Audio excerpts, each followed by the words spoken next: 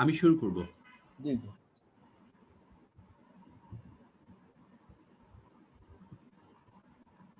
Assalamu alaikum and good evening to everybody. Today we are again meeting. There was a hiatus because of the network problem last week. And today, as the COVID situation is worsening in the country, and many of our colleagues and friends are already affected. In cardiology, so far I know, you have known Dr. Mohammedullah Firoj, Dr. Mohsin Ahmed, Professor Mohsin Hussein, Professor Khaled Mohsin. All three Mohsin are already affected. Professor Mamunur Rashid Sijar is also affected. Fortunately, all of them are having mild symptoms. In this situation, we have decided as the Ramadan is coming, the next week before Ramadan will get weak. On that day, Professor Rafiq sir will be presenting, and then we'll have a hiatus for a month, for the month of Ramadan. After Ramadan, we'll start again, and hopefully by that time, COVID situation will improve. Today, Dr. Poppy Bala is going to present.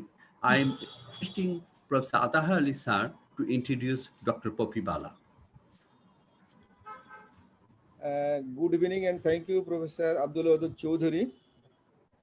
Dr. Poppy Bala is very much academic, sincere, leading electrophysiologist. She is going to be the second generation of electrophysiologist in our country. She has been working as registrar in cardiology, electrophysiology, and heart failure. She is very much talent, extraordinarily brilliant, and she has got keen interest in ECG. So this is Dr. Poppy Bala, very young, upcoming electrophysiologist in our country. She has been already trained for the last 2 years and she can do the routine diagnostic electrophysiology. So Dr. Poppy Bala, she is going to present our today ECG cases. Dr. Poppy Bala, I am requesting you to present your cases. Dr. Poppy Bala. Thank you, sir, for your kind words. Now I'm going to share my screen. Just a minute, sir.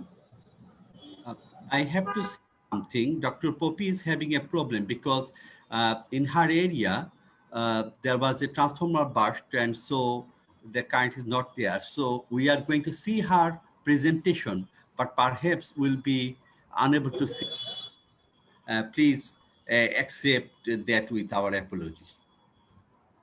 Thank you, sir. My screen is visible, sir? Yes, please. Yes. Okay, good evening. Good evening, our honorable panelists and large audience. I'm Dr. Poppy Bala from Evercare Hospital. I'd like to give my thank you to this study group for giving me the opportunity, especially my mentor, Professor Atahar Ali sir, for asking me to present these cases in this forum. With the permission, and I also like to give the gratitude to the Professor Wadud sir, Firoz sir, and sirs from abroad, Rafiq sir and Hafiz sir, and who are attending today's session, such as AQM Reza sir, Tamjid sir, and others. With the permission of the chairperson, I would like to proceed my cases, sir.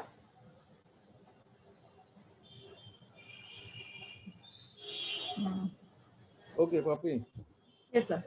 Case 1, a 67-year-old male admitted into the Evercare Hospital, Dhaka, with a complaint of sudden onset of severe compressive chest pain, which radiates to left arm for 3 hours, associated with sweating, nausea, vertigo, and dizziness.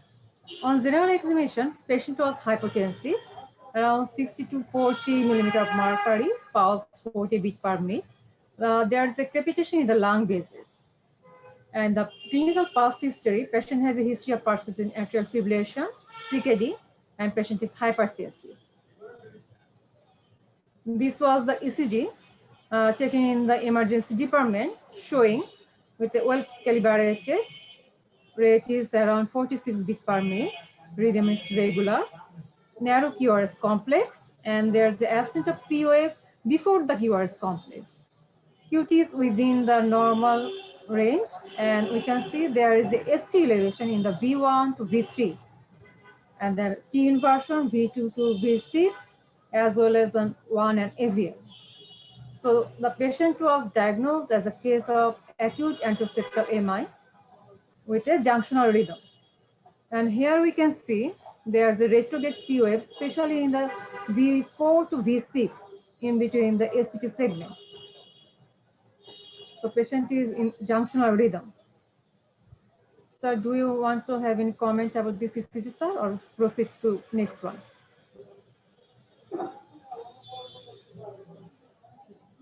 Poppy, you have given the history of persistent AF. Is Yes, it? sir. Yes, sir. Persistent AF, sir. Then why do you think the change into a regular rhythm?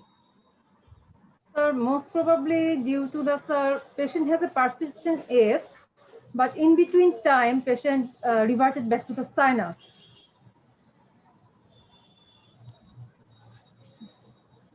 Why shouldn't we call it paroxysmal AF then? Because it persisted more than 7 days, sir, but within the 12 months in between. Patient has a history of persistent AF for a long time, but with the history, with the definition of the persistent AF, if the AF persisted more than 7 days, but less than 12, that's why I am regarding this AF with a persistent AF, sir. Was he getting any digoxin? No, sir. In between times, sometimes he's getting amiodarone time to time. When it is reverted back to the sinus rhythm, he discontinued. Bobby, the retrograde wave should be closer to the QRS complex. Why it is so far? That is the nearly about more than 200 millisecond difference between the R and the retrograde Q wave. How can you explain this? Most probably, sir, it is due to the widespread the slowing of the conduction system. But if anyone has a comment about this, please, sir. Chaudhary? Can you describe the ECG in a systematic way for the young audience that we have been encouraging all through, not just describing the diagnosis? I want to have the full description, if you please. Yes, sir. This patient has a well-calibrated ECG with a rate 46 beats per minute, and the rhythm is regular with a narrow QRS complex and absent of POF before the QRS, and QT is within the normal limit, and there seems to be absence of POF before the QRS, but there is a retrograde POF can be seen, especially in the V4 to V6 in the ST2 segment, and there's the ST elevation in the V1 to V3, as well as T inversion in the V2 to V6, as well as 1 and AVN. So, Chaudhary Ahsan. Atar bhai, Assalamu alaikum. Can I comment one thing? Yes, Jamil, welcome. The retrograde P wave demarcated by an arrow, it Yes. corresponds with an artificial deflection in Exactly. the lead 2 at the bottom in the Rhythm. rhythm strip. So it is not probably the retrograde P wave. If it were, then it could be seen in other limb leads and other leads also. Or the before, in V4, V5, look at the complex before. We don't see any inflection on the ST segment. Yes, yes. For V6, the first complex. Most likely, there is no discernible P wave in this ECG. Acha, Jamil, can you see the inverted P wave with the lead 2? That is the rhythm strip. That is the something, something deflection, negative deflection in the rhythm strip in the lead 2. Rhythm strip, these correspond with the T waves in other leads. Might be this is the inverted T wave. There is some undulation there.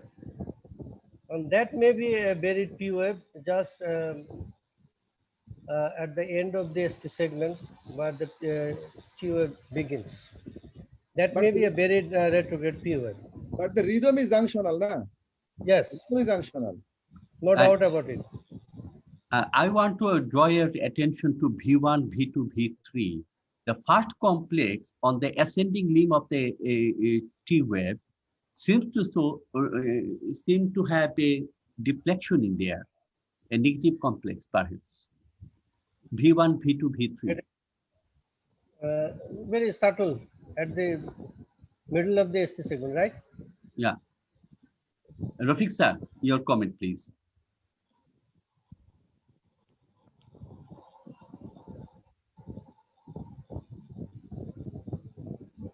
Sorry আমি একটু ফোনে ছিলাম এই জন্য ইয়ে করতে পারিনি না আসলে ওই যে যেখানে অ্যারো পয়েন্ট করা হয়েছে I mean it's hard to see P wave in this tracing. Yeah.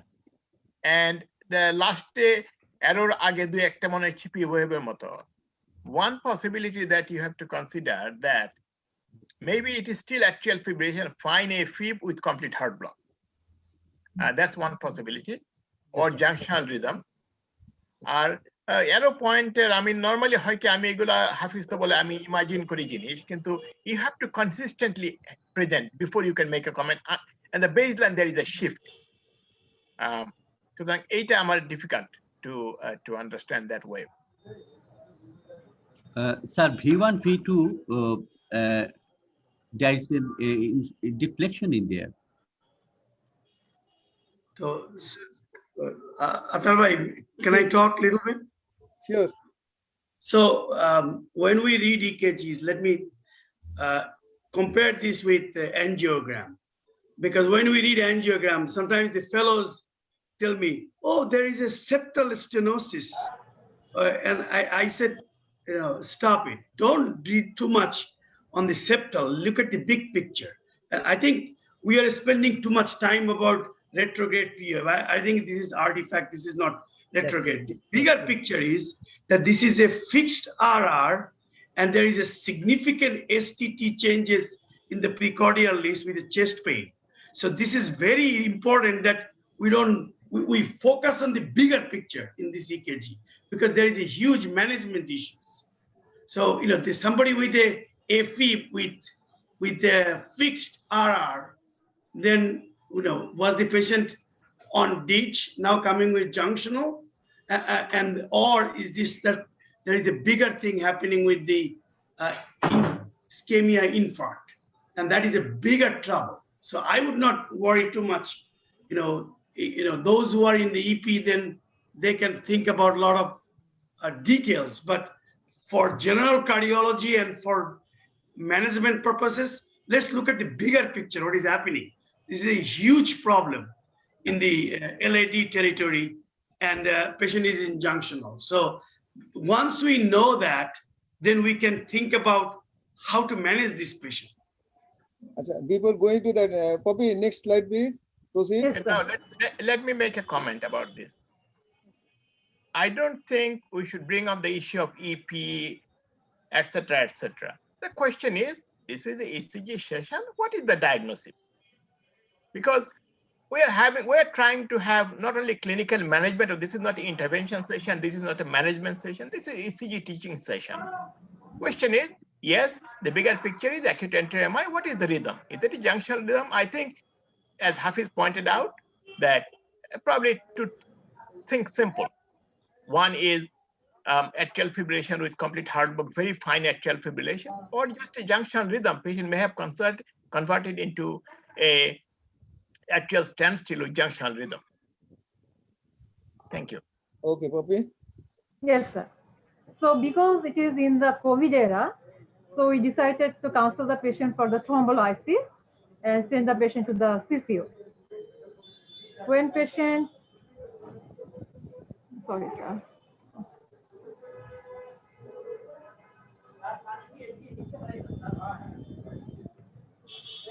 When patient came into the CCU, then we did the ECG again. It shows suddenly widening of the QRS complex, and rate goes up from 46 to 74.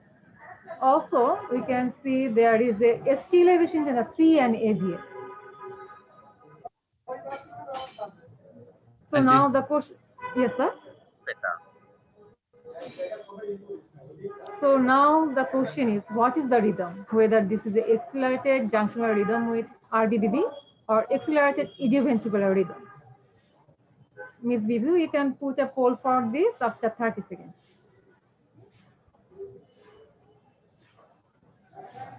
Chaudhary, Abdul Chaudhary.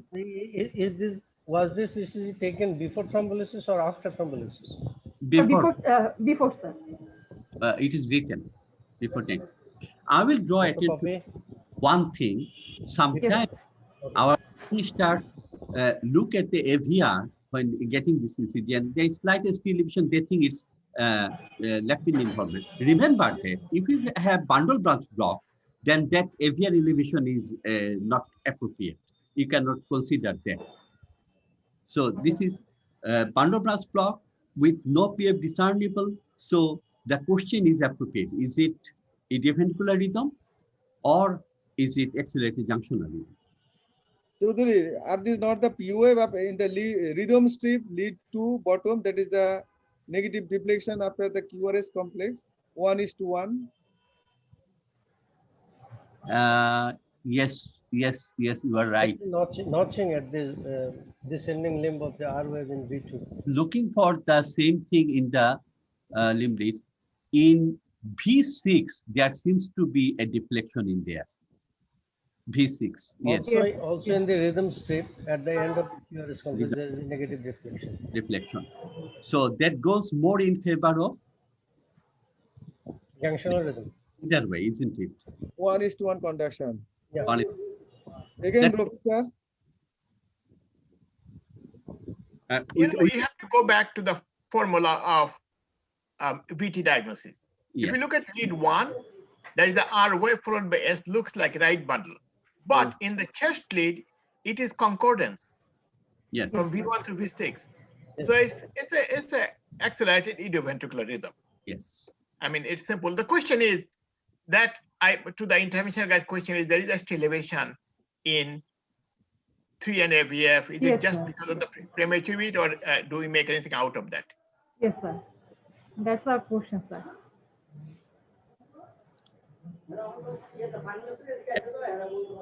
A change in the ECG that actually rules out a digoxin toxicity or anything like that. That goes in favor of acute MI.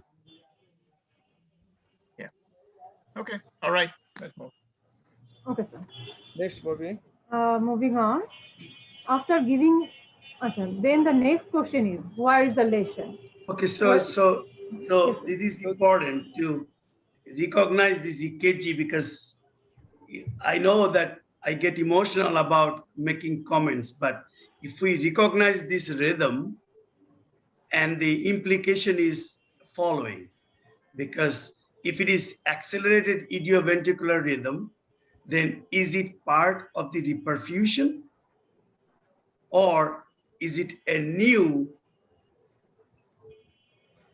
insult that giving this picture? Yes.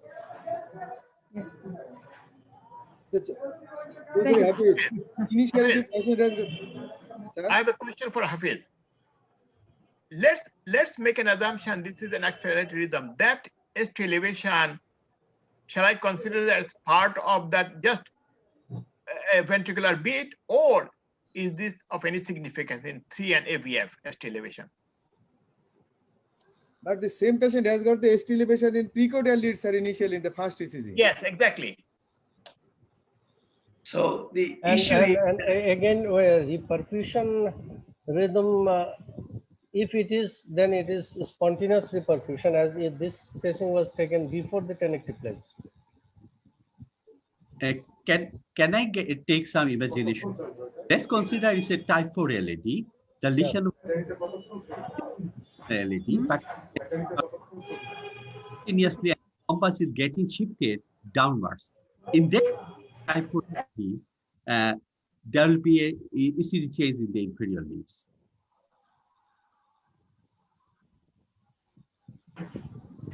So imagine that this is post-reperfusion arrhythmia, or is a new issues, then how to differentiate, right? And then if it is a accelerated idioventricular and reperfusion arrhythmias, sometimes it may look ugly or uglier, but it may not be that of an issue. And then important thing is that is one working diagnosis. And then we can have a differential diagnosis. Differential diagnosis is what else it can be. Can it be a new right bundle and then coming with junctional rhythm? That is alternative diagnosis that we can also think about. If that is the case, that means, is it a worsening prox LAD now coming with new right bundle and then EKG changes?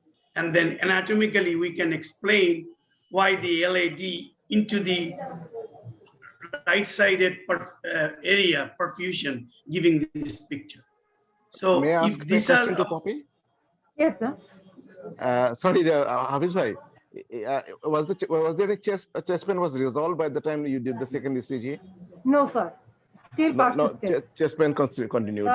Continued chest pain with a So- hypertension and features of failure, sir. Still persisted. So it doesn't look like a reperfusion arrhythmia, like idiopathic idioventricular rhythm with a recanalized LAD. Oh, okay. Hafiz bhai, please continue. So, I mean, that was my next move, that if we think about that, then we need to think about that whether the lytics failed and it has gotten worse. A lytic has not been given for lytic. Oh, so if lytics has not been given, then No, sir. Still not given. yeah, then it is even worse. Yeah. Then there is no point in entertaining perfusion arrhythmia, because, and then if you look at the right bundle, we can still read right bundle and ST changes. The worrisome thing is that 3AVF has clearly ST elevation as well. So this is I would call it dire situation. Yes, sir. Sir, do we move on to the next slide, sir? Yes, please.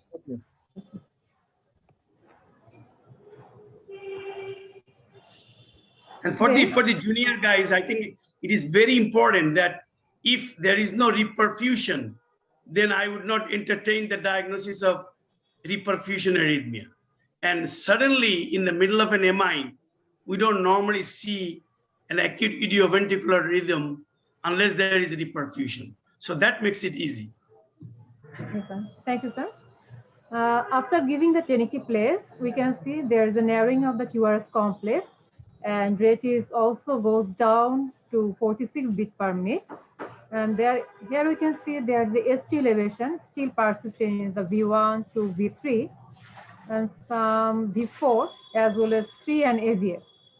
These are the marking of the external pacemaker. Because of the Tenicke place, BP is still not improved, so we decided to go for the external pacemaker because this is the Ovidera. But patient Okay, may I stop you there? Yes, Because yes, if you are, this is very, very important. We actually gone through this experience badly in the early part of the COVID, that we thought that giving lytics, even SCC championed this idea that why not lytics? We soon realized that particularly some patients where patient is impending shock or requiring temporary wear, by giving lytics is not going to cut it. And this patient had such a profound EKG changes. I'm wondering, the patient is in a PCI hospital. Yes, sir. I mean, This is a far PCI better off hospital, to sir. go to intervention. Hafiz bhai, the problem is we do not have dedicated cath lab and dedicated team. And that's the situation in Bangladesh. We have to do what we have. That's the problem. We don't have.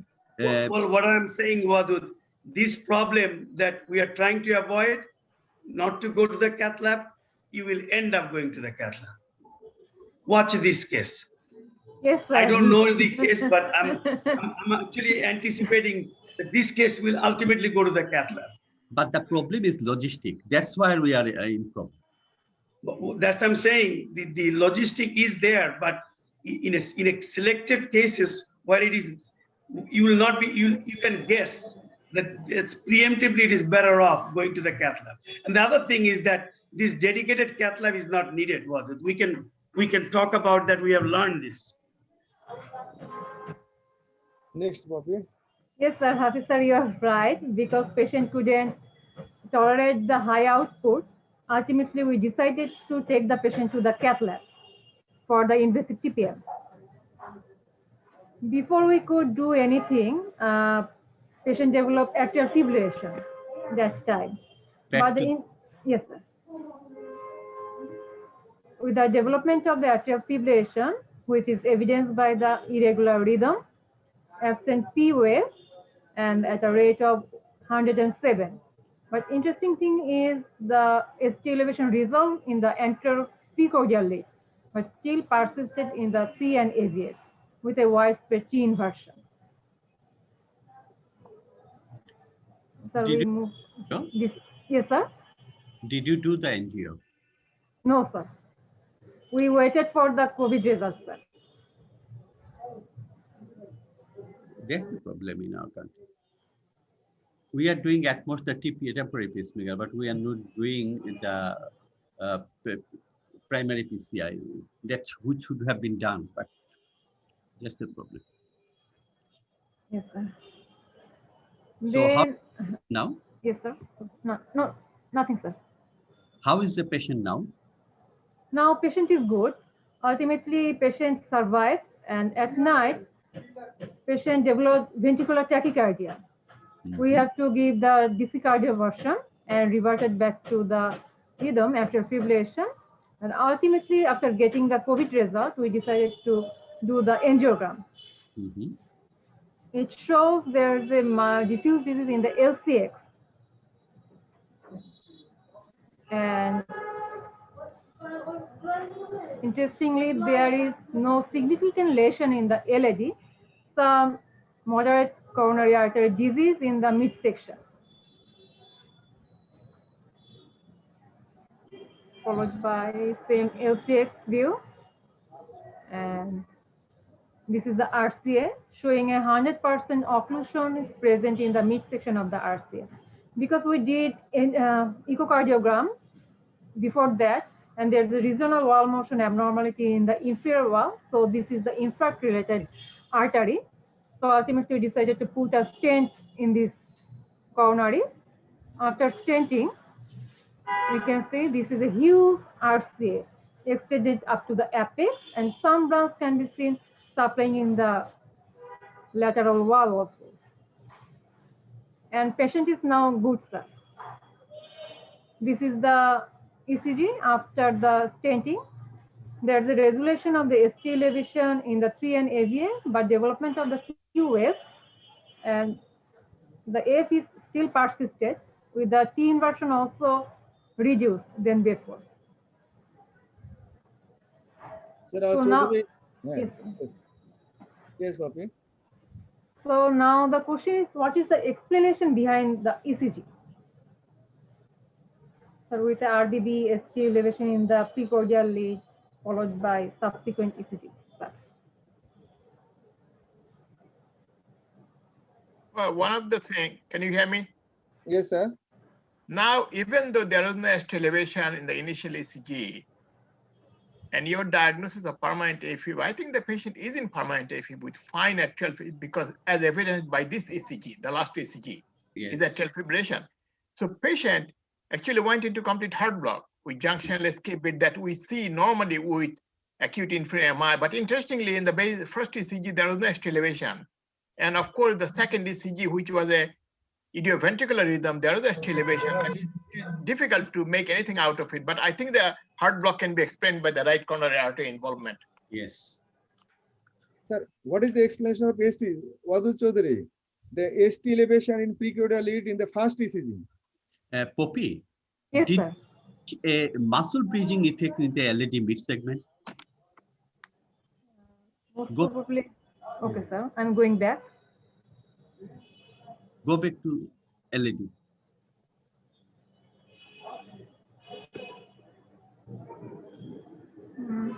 Before that, sir. Okay. The one before.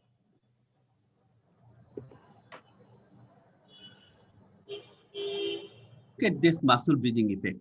systolic constriction in the mid segment. So it might be because there is no Q wave in the midsection, so it can be a muscle bleeding. Was That's there, true. because that segment also contains 2 or 3 big septal branches. Sir, was it responsible for these changes? Exaggerated constriction, spasm? You are talking about the accelerated ventricular rhythm. No, sir. The change in the ST segment change. Well, I don't know. That is your domain. But I think that. I mean, it is But tough. if you look at the EKG, the very fast, one can say that this was like a biphasic T Wallenstein. When the Wallenstein is like very vivid, then it can look like a STEMI mimic. And so if you look, look at this.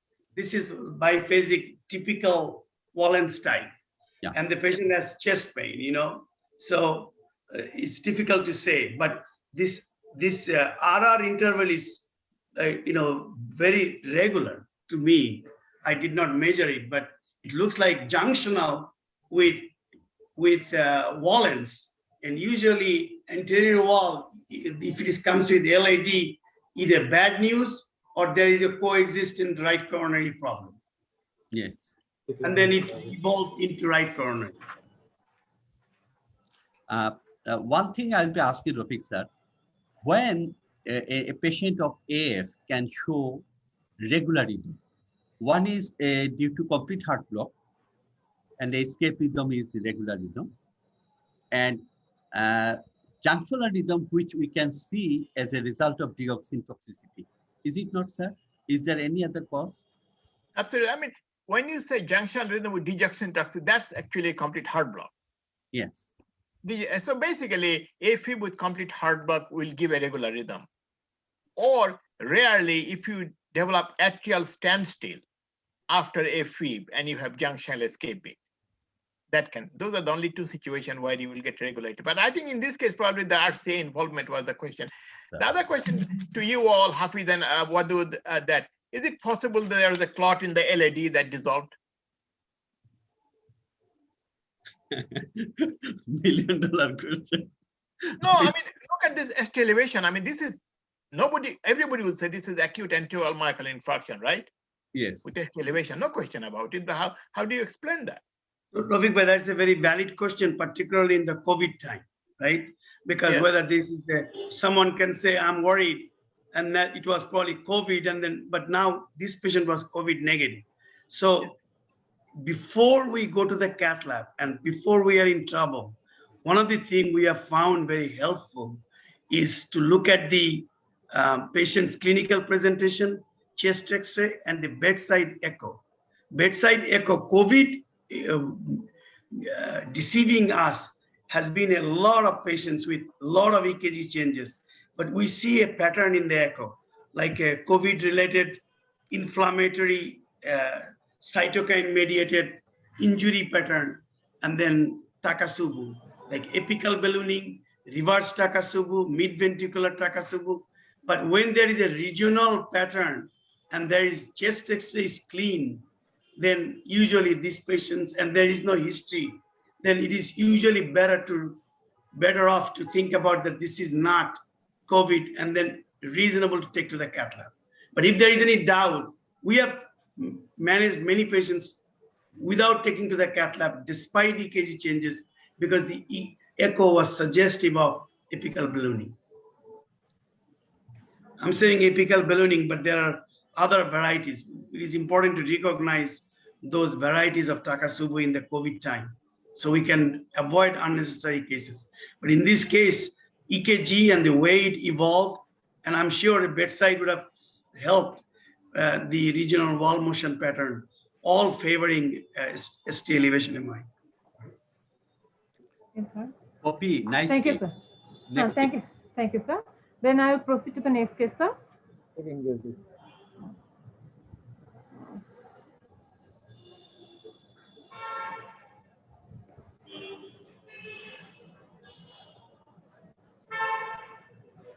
Now the second case, This case is courtesy by the Dr. Kazi Atikur Rahman sir. This has a history dated back to 2016 till to this day. And we are in a hard and rock places, so really in need of your expert opinion, sir, regarding this case. So this history started at the year of April 2016. And 55 years old diabetic, normotensive female, admitted into the hospital with chest pain which radiated to left arm, associated with dizziness, shortness of breath, and vomiting. On general examination, patient's BP was normal, pulse is 190 beats per minute, and there are the features of heart failure. On the background history, patient is diabetic, dyslipidemic, and also renal impairment present.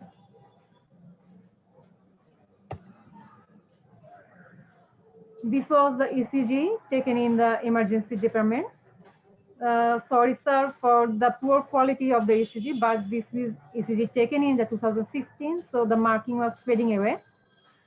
So this ECG shows the rate is 194 beats per minute, rhythm is regular with a narrow QRS complex.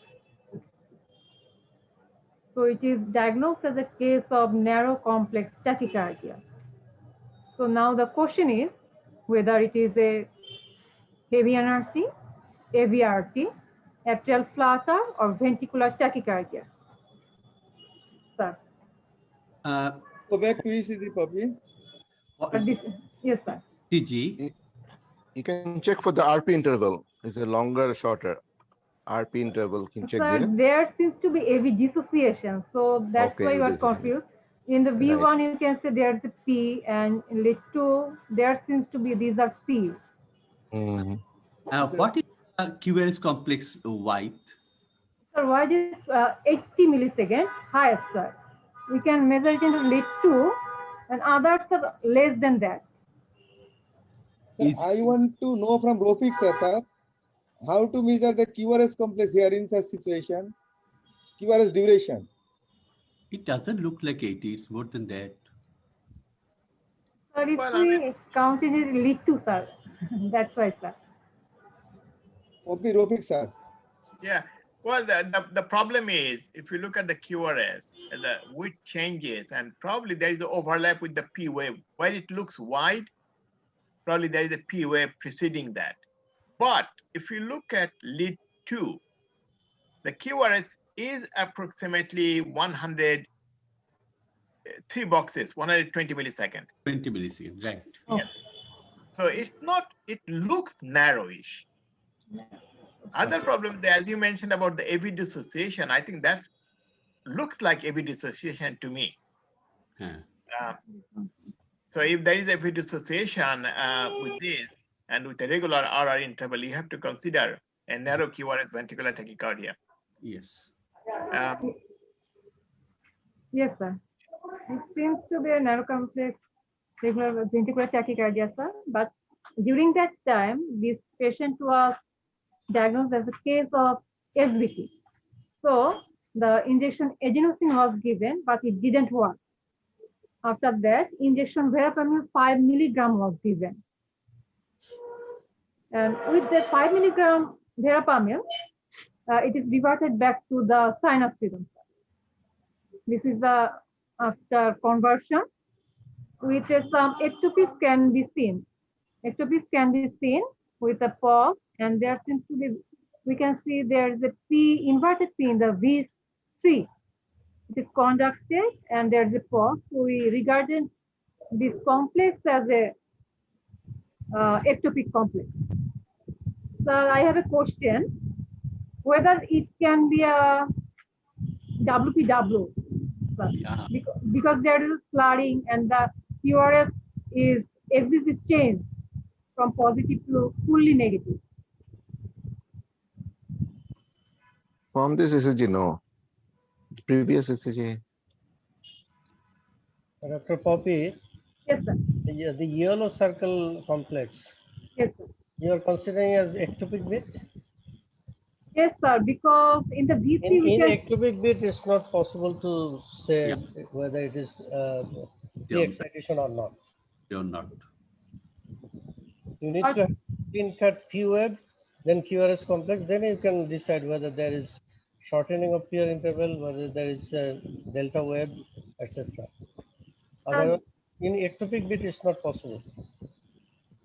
Then my question is can be whether the axis can be changed, the conducted this ectopic bit when conducted to the ventricle, because before that QRS is This up. ectopic bit originates from the ventricular side, not from the atrium. Okay. Can I make a comment? Yes, sir. Okay. The black circle, that bit is clearly premature. The yellow circle, the timing is such, you have to entertain both. You have to entertain Yes, ventricular premature bit or intermittent pre-excitation, because the timing is such that if there is intermittent pre-excitation with the accessory pathway, it can look like that, or a ventricular premature bit. Now, Can it be a fusion bit, sir? fusion of yes, PVC with fusion, yes, Yes, sir. but you cannot ignore. So you have to entertain both. But the previous ECG during the tachycardia, that if that were a WPW syndrome, white QRS tachycardia, it would have been much wider. Yes. I mean, the orthodromic tachycardia, antidromic. Here in Yeah. some leads, No, it but- seems that it's delta waves. Yes, but if you look at V1 and V2, it looks exactly like the beat with the yellow circle. Yes, sir. Yes, sir. And that actually makes me feel more like that this is a ventricular tachycardia. Because usually, if you are accessory pathway conduction tachycardia, that looks much wider, because that will be, you have to imagine something.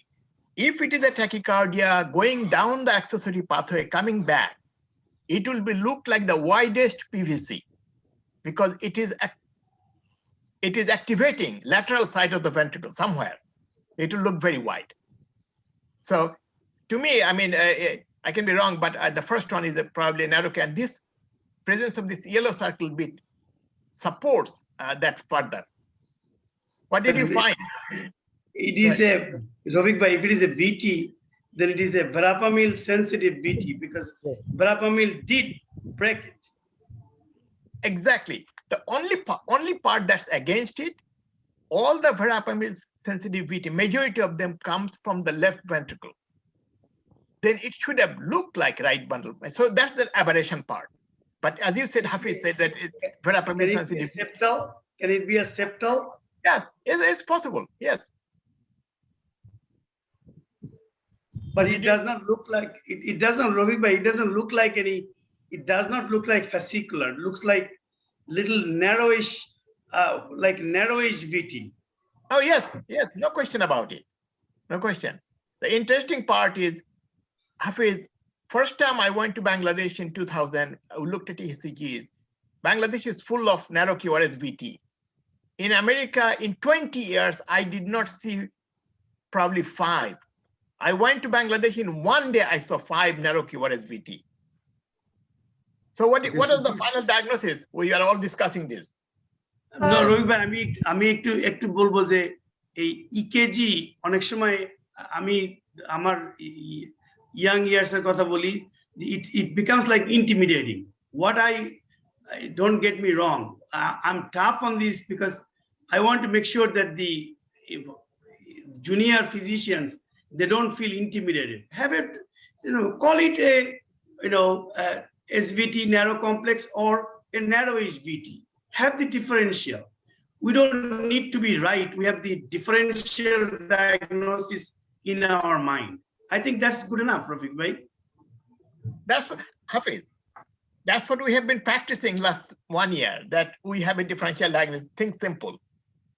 Well, We're not trying to make it difficult. that's why I make comments and jokes. Don't take it seriously. So this patient, get a cath. If the cath is negative, go for further. There are lots of history left, sir, for this case. Okay, go ahead. Okay. So how old was the patient? 55, right? During that time, 52, sir. Okay, 52. Okay. it is History a, is continuing to 2021. Yeah. There's a long history, sir. so generally when you present a case like this, the story just unfolding. So everybody hold your breath. Yes. Okay, sir. Proceed, sir, to next slide. And next slide. Yes, sir. Then the patient was diagnosed as a case of non-HTMI with SBT, diabetes mellitus, renal impairment. Because profile is 10 times higher than the normal, and the echo was done during that time, showing there is a global hypokinesia with the EF 35%, severe RV dysfunction with the RA, RV, and PH dilated. So we advised the patient for the CAG, but they declined and got discharged from the hospital. Now the ongoing history, 4 months later, patient ultimately did the angiogram in another hospital. They found a mild coronary artery disease and they put the patient on the amidon due to the frequent PVC. And 2017, patient started ironing and the Holter shows multiple PVC with a load 5.8% and 6,000 per 24 hours. At the end of the 2017, patient came to OPD with a complaint of weakness. In the OPD, patient suddenly went into the cardiac arrest, and we rushed the patient into the ER. Sorry again, sir, because there is no marking. Can you go back, please, please? Yes, sir.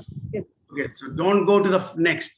I think we need to, as it evolves, we need to be very clear each step. So CAG mild and amiodarone was given with the EF.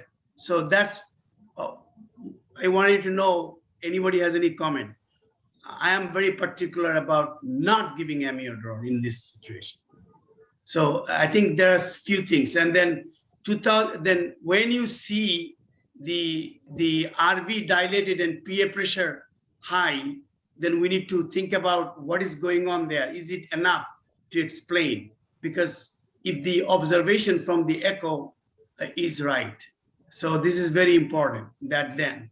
And then every time we see this follow-up, we need to think about that what's going on. Have we got the diagnosis? Are we calling it a CAD-related cardiomyopathy, ischemic cardiomyopathy, or we call it non-ischemic cardiomyopathy? If it is a non-ischemic cardiomyopathy, then what is the most likely diagnosis for the non-ischemic cardiomyopathy? You know, PVC, tachycardia, mediated cardiomyopathy possible. Is that the diagnosis we are doing? We don't know. So in the meantime, have we done enough to protect the patient? Is the follow-up echo, is the substrate still there? And is the follow-up echo showing that the EF is getting better or RV is getting worse? We have none. And then suddenly we have a cardiac arrest. Things do not happen because it is destined to happen. Things happen because we did not predict enough. And you, okay, go ahead. Yes, sir. This was the ECG. Sir, there is no marking. Just I want to show just for the reference. This was the ECG was taken just before 1 day before the cardiac arrest, showing the rate is really low with a sinus bradycardia at a rate of 25 beats per minute with some ectopic. Poppy, So, question. yes, sir. Yes. Before starting amidon, did they do any Holter? Why amidon? Because of CBC. Because, sir, as far as I know, it was starting in the outside of the another hospital. They saw the frequent PVC, and they also did the Holter later on. So for that, most probably they started amidon. But I think we should be clear about this. Can I ask one thing? Hey. Did the Holter, what was the rate of the average rate of the heart rate throughout the Holter monitoring? Throughout the Holter monitoring, sir, around 89 to 90 beats per minute. Average heart rate. And number of PVCs per? Sir, that shows the PVC load is 5.8%. The 6,000 per 24 hours. When the patient was on amiodarone, isn't it? Yes, sir. And It was on amiodarone or without amiodarone? Sir, during that time, patient was getting amidon. that Holter, they start Amiodarone in 2016, is it? Yes, sir. 2016, and the Holter was done October 2017. 1 year. In 2016, was there any Holter done? Sir, I didn't get any other. For So the this was yes, sir. And for this low rate of PVC, I think nothing should be done. No drug treatment should be done. Abdullah Jamil Bhai, can I make a point? Sure. For the juniors, you should remember that PVC alone very unlikely to produce cardiomyopathy unless the load is high. How much? Around 20%. Yeah. Then it can produce LV dysfunction. And then the treatment is not amiodarone. You ablate the focus by radiofrequency ablation, and then the ejection fraction can improve. Records say up to 12% can improve. Rafiq sir, am I wrong? That is with the PVC and cardiomyopathy. The question is which one came first. But we have seen patients ejection fraction 40-45% with frequent PVC on optimal heart failure medication, and after PVC ablation, ejection fraction improve. I mean, it's random, but I think data is still evolving on that. I mean, just PVC. This patient is interesting. Let's continue, finish it, and then I'll have some comments. Okay, sir. Then we did the TSS level, and it was quite high. So the sinus bradycardia moved due to the amiodarone-induced hypothermia. And the echo was still 35. So we again decided and advised the patient for the dual chamber AICD.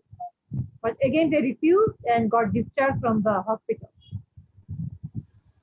Now the story going on for the 2017-2020. During this time, the LV ejection function is improving from 35 to 50%, but still RV dysfunction persisted. And there is one episode of RV thrombus. Can you stop, please? Yes, Before sir. you further, that is the reason I want you to stop. Let's go back on the slides. The first echo. No, continue backward. I'll stop you when you. There is a reason I stopped you there. Can you go back, please? Okay, go back, please. Go back, please. Back again. Nice. Okay. So now, can you move forward again from the first ECG onward? Next one, please. Next. Okay. So now go back, please. This one, yeah. Okay. So this is a relatively young person with a narrow QRS tachycardia, which we think is ventricular tachycardia, minimal elevation troponin, and of course, as Hafiz mentioned, we will definitely do a cath first. And then the echo showed RV dysfunction. And one of the things that we must consider will be arrhythmogenic right ventricular dysplasia. Yes. And that is a point where I should have strongly recommended. I mean, definitely I would like to know the coronary status first, and then a cardiac MRI. Yes.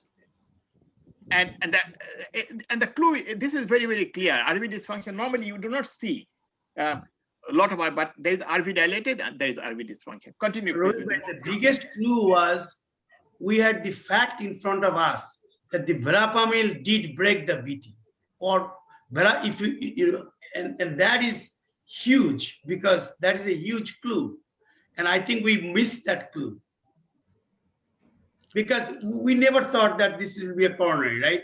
We do the VT, and this the organic VT from the CAD substrate almost never is sensitive to verapamil.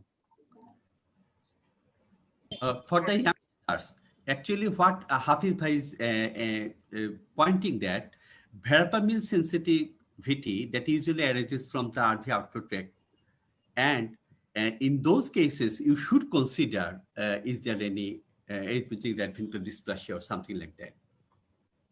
But please remember, and what we did see the RV dilatation, right?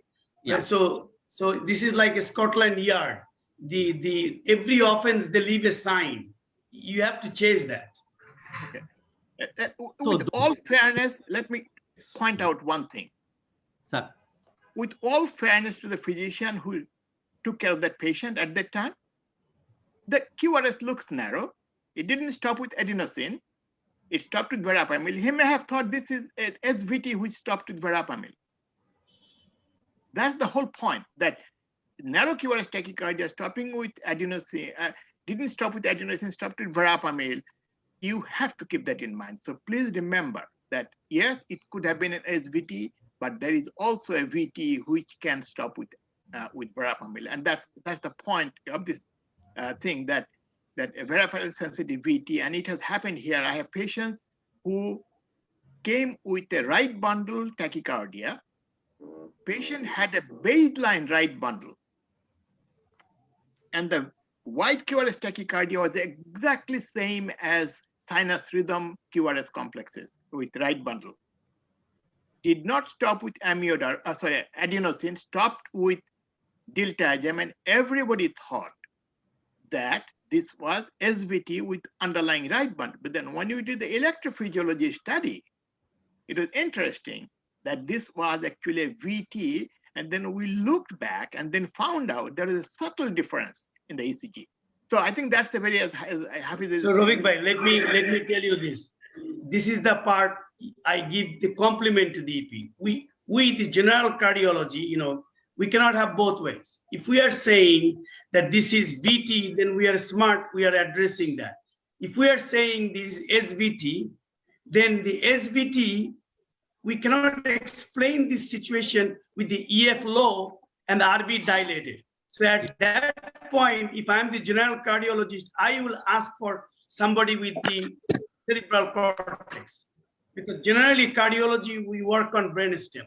And EP guys, they have the cerebral cortex. So sure. All right, if you go to the last slide. That, you think that I blast the EP. No, I actually compliment the EP. This was a tough case. If you think about that. No.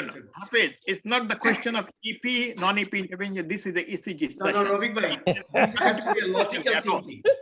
No. It has to be a logical thinking. Like we cannot have both ways. No. You have to understand this. When the interventional guys spend hours on this obtuse marginal branches sub-branch, we don't say anything about it. I mean, I don't. No, I don't. Let me talk about the subject. Interventional guys keep babbling about this tiny vessel. While general cardiologists have no clue. Type 4 lesion. Ask, you keep talking about type 4 lesion. Ask 200 cardiologists in Bangladesh how many understand what is the meaning of type 4. It doesn't I want the audience to look at the bigger picture. This guy was in bigger trouble. Cath was done. Cath cannot explain the EF. So this is a bigger trouble with this arrhythmia. So then ask for help. No, but knowing that when to ask for help is a good thing. Okay. Other thing we also have to remember, even though we are saying everything is linked together, sometimes they can be independent. Somebody can have a left-sided non-ischemic cardiomyopathy with ARVD who also happen to have SVT. So these are all the things that we need to remember in our, not that everything is related to each other. So let's move from this one. So what did you do with the MRI? Yes, sir. Then the ejection fraction is improved with there's one episode of RV thrombus, which was treated with anticoagulation warfarin. And now fast forward to 2021, in January, patient again admitted in our hospital with a VT and reverted back, and then again they got discharged. And ultimately, patient decided to do the cardiac MRI. But okay, so before you go there, it's important because RV thrombus is not a simple thing. When you see RV thrombus, you need to think about few differential. Any comment?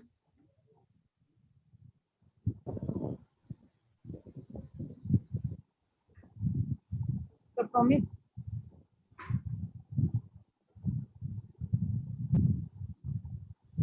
sir, is this a question for me, sir? Sure. Yeah. Yes, sir. One of the reasons might be due to the severe RV dysfunction.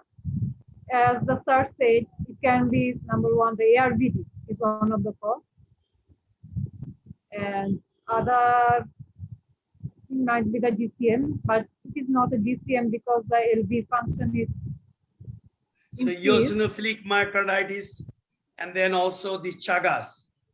So these are very important to think about because RV thrombus is not a simple thing.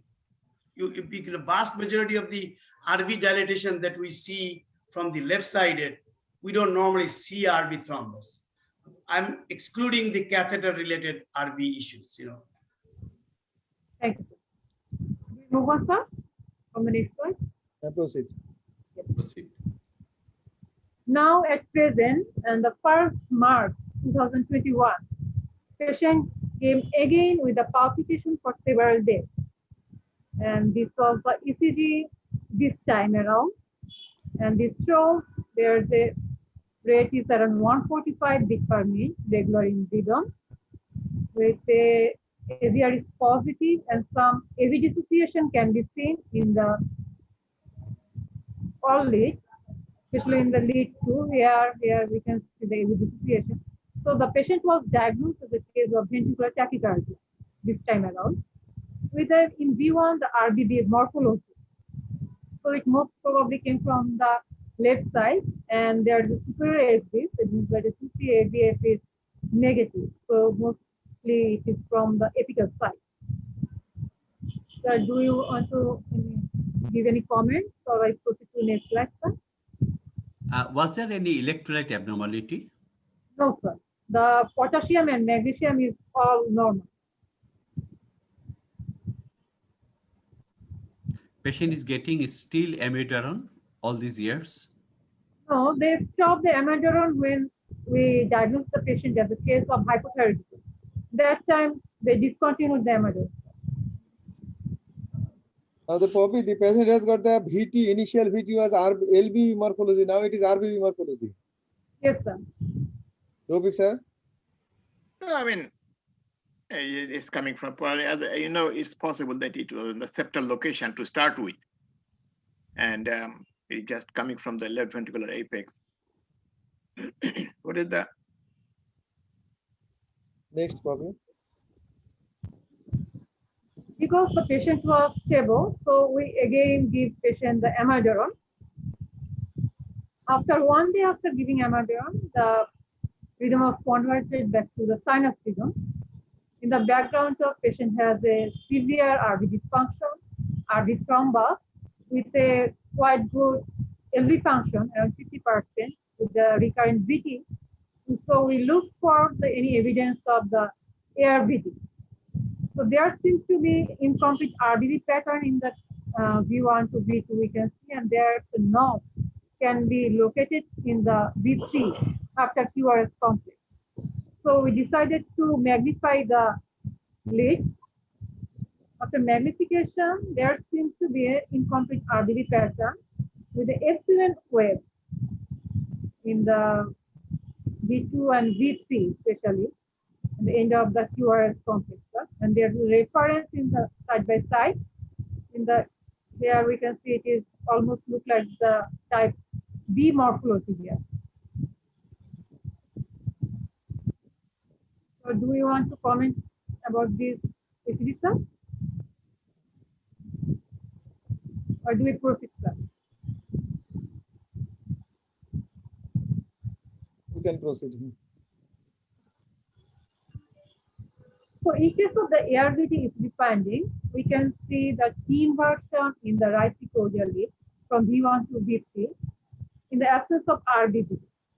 It can be found in the 85% of the patient. Epsilon wave, 50% of patients can have that. Localized QRS widening in the V1 to V3 more than 110 milliseconds.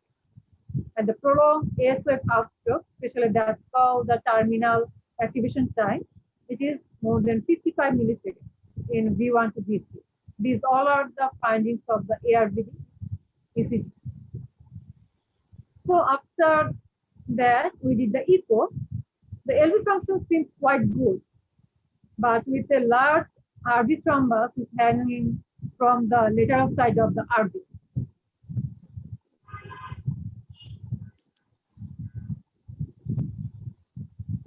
TF is around 50% with a TAPC 8 millimeter. After 1 to 2 hours later, patient developed the multiple ectopy in the form of bivalve,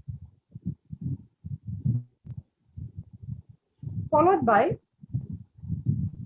the VT started again. But this time round, we can say this is the LBB morphology with a super exit type of ventricular tachycardia with a AV dissociation.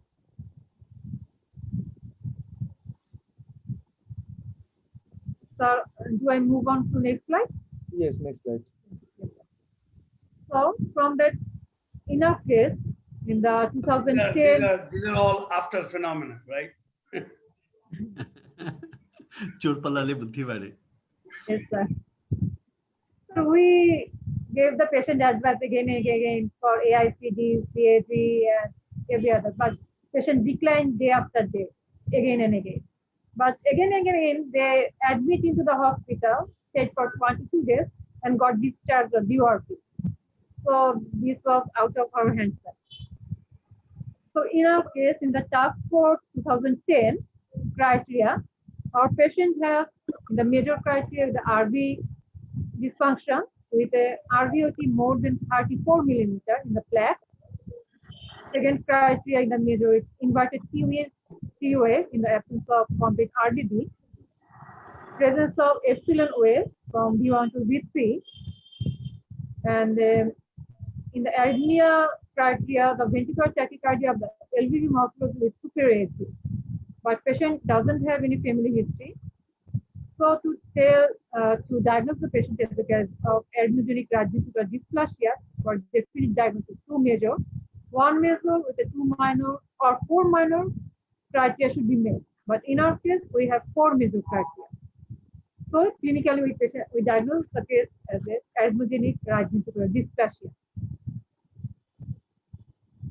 After 2 weeks of continuous ventricular tachycardia in the 3rd week, patient's VT become wider, almost as like a sine wave in the ventricular flutter-like morphology.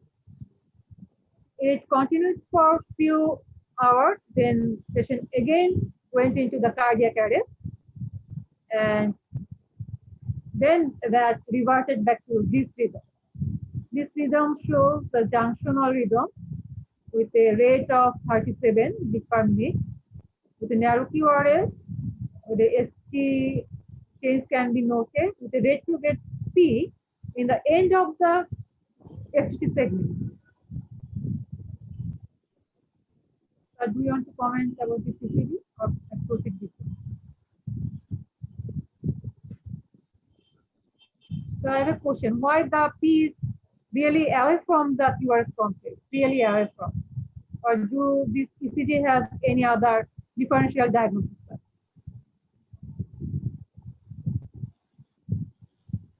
I mean, why are you considering this as a retrograde P wave? Yes, there is a P wave after the QRS complex. If you look at this P wave, it's negative in V4, V5, V6. If it were a retrograde P wave, it would be negative in 2, 3 AVF, which is, it is, but V4, V5, V6 will be different.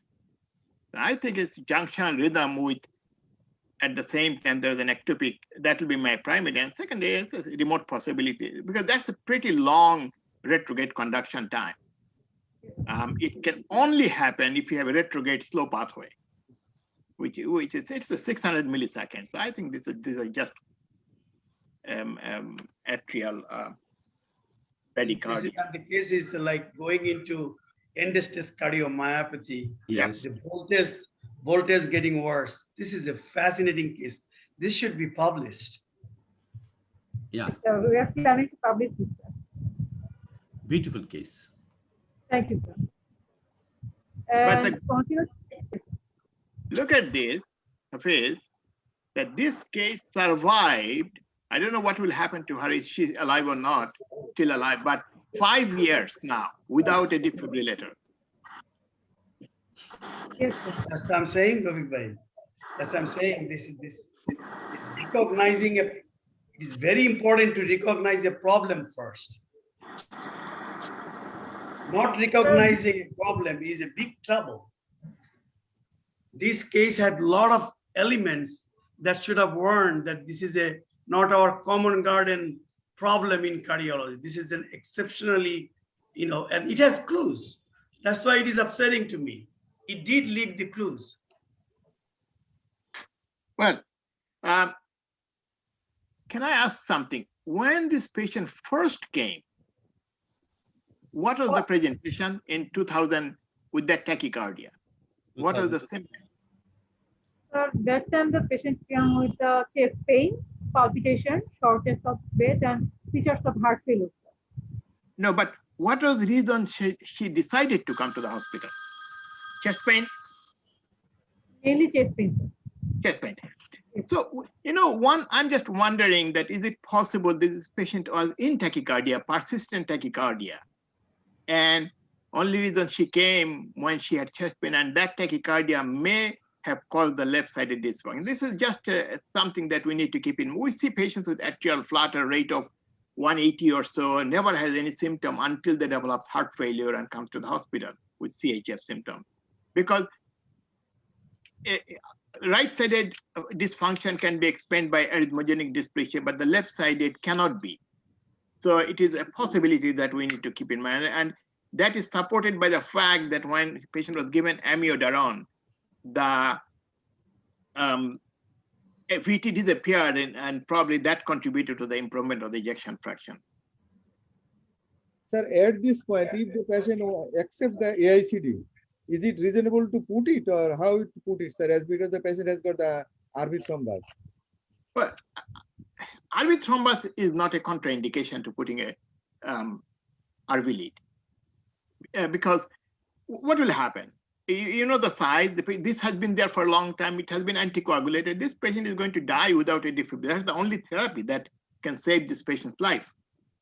And so you have to be careful. You tell the patients that, look, there is a possibility this blood clot may dislodge. You assess the size of the clot and put the lead carefully. One of the things that you have to remember with ARVD, the chance of perforation is very high when you put an RV-ICD lead. So that's something that you need to keep in mind, and probably either use a passive lead or put the lead, active lead in the septum, so that your chance of perforation will be less. I will be less worried about the clot than. So, will you consider other things? The RV thrombus, at that point, if we accept it, I'm a little nervous that the RV lead and the dislodgement with the manipulation, because we go blind. Will you consider like alternative route, like epicardial lead or sub-Q? The question is the sub-Q ICD versus epicardial. Epicardial ICD leads are not very effective. No, I'm saying in this case. Because I don't think you will find many surgeons even to do the epicardial lead for the ICD. But sub-Q, what about sub-Q? Sub-Q is not it's a possibility, but efficacy-wise, it will be less. Again, this patient also has bradycardia. You will need pacing in the atria. So that's other thing that you have to keep in mind. I mean, I will worry about this lead, but it depends on how you put the RV lead. If you go gently, if you know how to do it, that means you take the lead, you gently drop it into the right ventricle, as opposed to you just go wild in the RV and get poking around. So it depends on the technique. I mean, if I have this case, I will explain it to the patient and I'll probably do it. And also you can look at the thrombus, how organized it is. I mean, it has been there for quite some time. So by this time it should got organized. But the question is why the clot kind of puzzling to me. Sir, can we consider CRTD, though the patient have narrow complex? Oh, the question is CRTD. First of all, LV function has improved. So number one. Number two, narrow QRS. We never put, because if there is no desynchrony, why should I desynchronize? Exactly. So this concept of narrow QRS complex with desynchronization. That doesn't make any sense to me. So, while doing the ICD, it's better to avoid towards the RVOT, what we routinely go for pulmonary artery during putting a RV lead. That should be gently go to the apex, isn't it, sir? No. Directly. I never go to the pulmonary artery. I mean, the way to do it is you carve a stylet. I'm sorry for the general audience, this is becoming a little technical. So you take a U-shaped or semi-U-shaped stylet. Yeah. As you are pushing the lead in, gradually keep withdrawing the stylet, and it will gently drop into the apex. Yes. Unless the heart is very rotated. So that's the technique, and you can put a lead in without producing a single PVC, even if you do it slowly. The old technique of putting this RV lead in I have never done it. Some people still do it. I mean, going to the pulmonary artery and then dropping it in the apex, it doesn't make any sense to me. But that's of course one of the techniques. You can do it without going to the.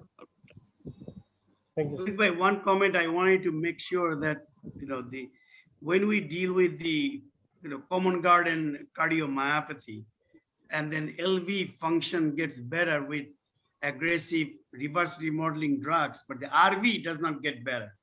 That should be a red flag that why the LV is getting better. So this is like another sign in this patient that the LV is somewhat better, but the RV is deteriorating. So if you tie this up, that just a little bit of a step back and thinking, a lot of signs were there. And it was no surprise to me that we see this RV still bad. And actually, if you think about this patient, progressively RV was getting worse and the dilatation was getting worse. So that should have been another big thing, and then go back, particularly how well the whole story was kept. I would actually thank the patient if the patient kept the records of all these EKG. I really do. But if the hospital system kept the record, I actually congratulate the hospital system. Whoever did it, this is an excellent record keeping and a natural. The full documents are kept by Dr. Rahman sir. He kept this whole record from 2016 to this 5 years. What an excellent job. So do we proceed to next slide, sir? Yes. So patient in between, after 2 weeks of continuous VT, after junctional rhythm, to again patient develop in between VT to stabilize VT, again to junctional rhythm for 1 week. So total 3 weeks, patient was staying in situ in our hospital. So before I give any question to the panel of experts, I want to show some blood parameters. During this whole time, the potassium level was normal, magnesium was normal, creatinine was goes high from 1.8 to 3.5 to 3.6. Bilirubin, liver function also altered. Bilirubin was 3.7. SGPT, AST also altered. After we started the enoxaparin, injection enoxaparin, platelet count goes down from 160 to 45. So we decided to shift the anticoagulation from enoxaparin to warfarin. After 1 day of giving warfarin, the 2.79 to it goes up to 4.1. So we have to stop the warfarin again. Throughout the time, TSS was still high. So now our dilemma is, and the question is, how to revert the VT and the best choice of antiarrhythmic drug in this case.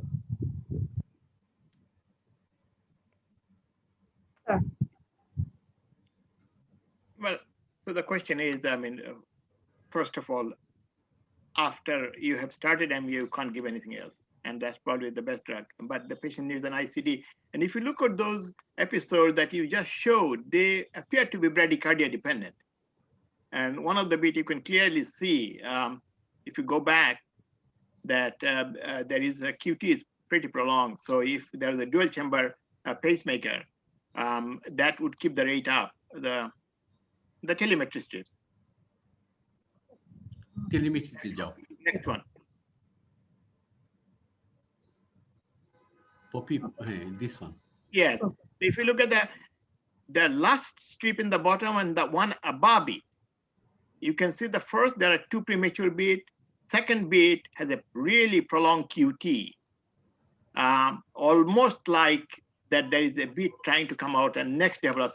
This looks like probably bradycardia is making this arrhythmia. So I think having a dual chamber device facing the atrium, keeping the rate high up, and then giving amiodarone hopefully will control. I mean, we are a little bit, and after that, if it keeps coming back, then you can always go for ablation because the VT is originating from the, I mean, then again, it's a tough situation. We have done cases where we will do ablation for recurrent VT, but the problem is, I want to make a comment. I think at this point, it is important to discuss end of life with the patient family, because I think this is painful, but I think overall, we are not getting anywhere. And I really, that is my opinion, but I think this is overall, if we realistically, the survival of this patient is hardly more than 6 months, let alone 1 year. So it is not a bad thing to discuss about end of life. I would have agreed with you if the LV function was not good, because this patient's LV function is better now. Okay, so in cardiology, I have a different philosophy. If the RV goes down, whole cardiology goes down. Yes. If LV, there is a hope, but we always go and extract. If the RV is in nowhere, I mean, if you think about this RV, it is hugely dilated, RV thrombus, and patient is probably on pressure support at this point, I guess. And unless you have a RV bailout plan, this is not going to go anywhere. What is the symptomatically in between arrhythmia? How is the patient? Sir, not so good. Patient is hypotensive, sir. And Yeah, so patient is continuously on the NORAD. Exactly. I think it's a little bit late in the game, basically, as Hafiz mentioned, that the person has survived more than 5 years without any invasive treatment. One of the things that you have to remember that what I'm telling is a theoretical discussion, but if any patient's long-term outcome is not good, I do ICD before the patient goes home. The day I always tell sick patients, my theory is, when they call me for I said, is the patient ready to go home? And if they say yes, I put the ICD the day before. That is my philosophy, and that rings, I think Hafiz will agree with that, that if the patient is not ready to go home to lead a normal life, I'm not going to put ICD in. But if we have the logistics, you know, this patient is young, you can think about doing this PAPI and then RV dysfunction and then give a bailout RV impeller with a plan to RVAD. But I don't think realistically we can think about that in Dhaka. Okay, all right. So that's a good case. So now the next question is the choice of anticoagulation, sir, for this patient. Why warfarin? So after giving the warfarin 1 day, the INR goes up from 2.7 to 4.5. Yes, sir. This is a case of non-valvular AF. So why warfarin? Why not the other newer anticoagulants? There is a huge RV thrombus, so first choice was the warfarin for the for this. When somebody gets a warfarin and then INR shoots, there are 2 situations that is possible. One is the VCOR mutation, and then in the VCOR mutation that can be the wild variety, and then it is a kinetic explanation. The other one is that the LV is, the RV is bad and pulmonary hepatic congestion. You have a baseline hepatic congestion so bad that you may see the INR shoot. So that is a very important. Then Hafiz, I think you missed the number, Hafiz. Before starting anticoagulation, INR was 2.9. That the patient also. Oh, the patient is, yeah, exactly. Patient is auto-anticoagulation. I will not even think about start. I mean, we'll have to rethink and think about the anticoagulation because patient is already auto-anticoagulated. So Rufik bhai, let me explain to you why I missed that number, because I stepped out because a temporary wire in my CCU is lost and placed by an EP. You know why I go after the EP guys? I told him to put a permanent yesterday. He said, just put over the weekend. And then now I have to deal with this. Listen, I'll tell you, Hafiz has PTSD because he has an EP person with the mentality of an interventional cardiologist.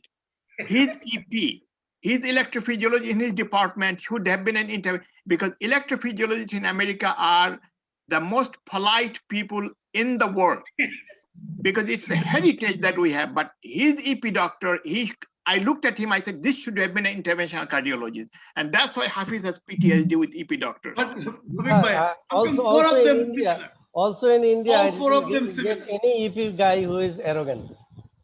All are very polite. Oh, Yes, exactly. In You know, India, come to our EKG conference. No, because I can give you access to our EKG Please, conference. then please invite me. Okay, go on. Hafiz bhai. okay, you see, I'll go back into history. All the electrophysiologists in America comes from one route. The route was Staten Island Hospital is a very small hospital. Dr. D'Amato started the EP program during Vietnam War. All the forefathers of EP trained in one place and then they branched out. Second, the personalities are different because this is a different kind of field. So if you look at across the world, every time you find an arrogant EP doctor, that means he was meant to be an intervention guy, but suddenly by fluke, he became an EP.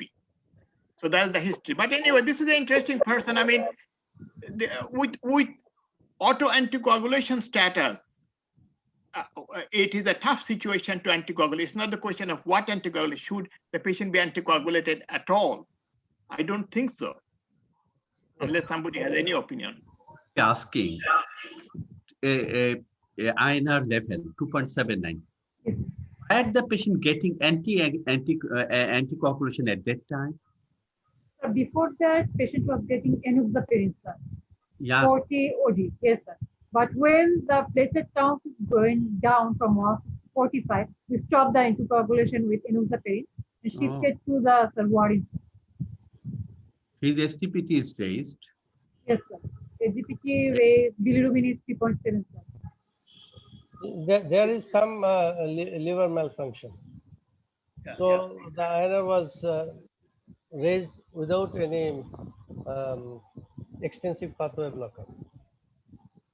So So you're heading for enoxaparin work on the intrinsic pathway. It's not going to raise the INR. Probably the existing malfunction of the liver led to this 2.9 INR. And when it is near about 3, so no need to give any anticoagulation in this patient. Yeah. Our target for atrial fibrillation is 1.5 to 2.5 for prophylaxis of thromboembolism. But as this patient has thrombus, it can be 2 to 3 target INR.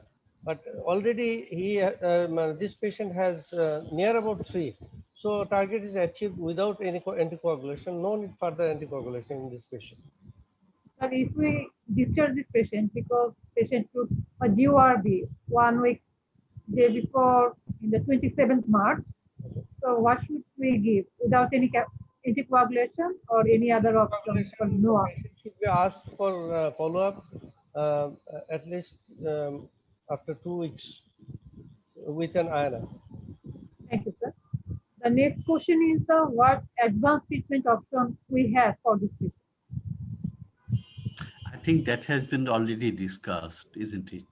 Yes, sir. And Hafiz Bhai, as Hafiz Bhai is saying, end of life situations. Yes, sir. So what would we have done to manage this patient any further? Or that's about it, sir? I think the story of this patient tells us that whenever we are facing difficulty, we should have heads together, take advice from others, and go back to the records as we are doing now and finding out what we missed. This introspection and retrospection that will actually help us to both enlighten us and help the patient, many more patients properly. Next, Bobby. Sir, this is the third and last case. I think, Bobby, Yes, sir.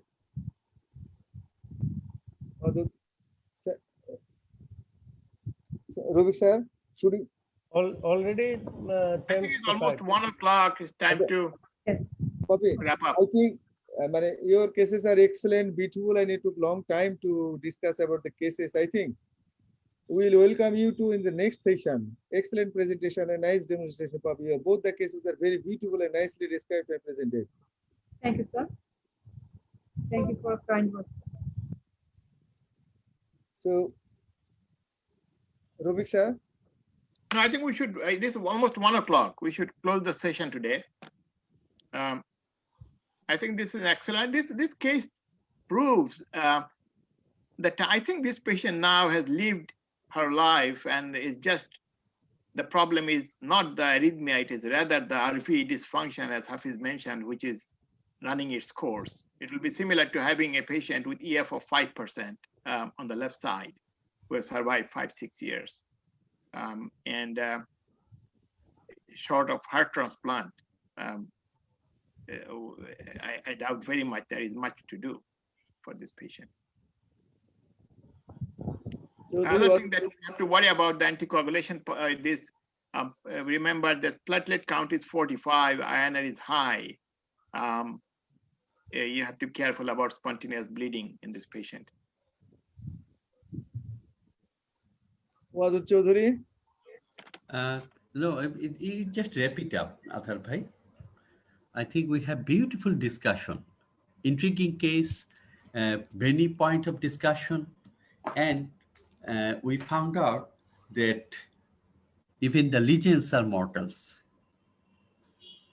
We make mistakes, we understand, we go back and find out where we were wrong, what we could have done better.